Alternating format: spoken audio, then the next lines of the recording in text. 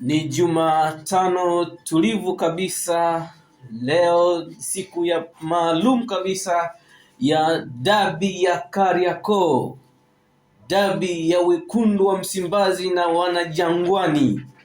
Ni Jumatano tulivu kabisa ya ngao ya jamii.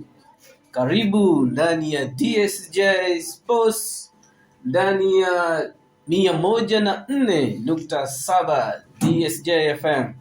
Na hii leo tutakuwa na habari moto kabisa, habari za michezo zilizobamba. Tutaiangazia vizuri visiwani na tutaiona ni jinsi gani ambavyo visiwani ni ya moto, visiwani on fire. Dabi la Kariakoo likipigwa ndani ya Amani Stadium. Ndio. Na leo mitamboni tutakuwa na mimi mwenyewe Elia Milton, sweeper kipa na ndani, nikiwa na wachambuzi wangu nguli kabisa. Nuhu Ismaili aka Maestro, Humphrey PhD, Johnson Balgea, mfalme wa Kaya.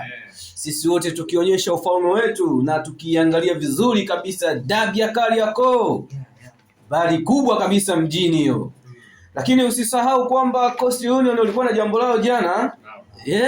Tutaliangalia jambo lao Coast Union limefana kwa kiasi gani. Coast Union ndio jambo la maana kabisa.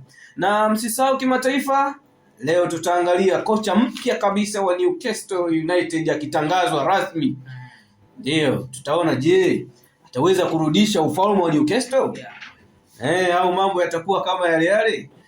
Lakini pia usisahau kimataifa, bado tuna habari nyingi nzuri na tutaendelea kuzileta moja baada ya nyingine, bila kusahau breaking news ambazo zinatufikia hivi punde, habari zinazotufikia papa kwa hapa pia tutaziwasilisha moja kwa moja. Kwa hiyo cha kukifanya, ongeza sauti ya redio yako, muite jirani, muite rafiki, mwambie show namba 1 kabisa ya michezo ndani ya D Sports ya DSJ FM 104.7 imeanza. Ni show kabambe mpaka saa 6 kamili za mchana. Ni hapa ndani ya DSJ Sports 104.7. Usibanduke, baki hapo. Ongeza tu sauti ya redio yako. Na sasa tunaanza na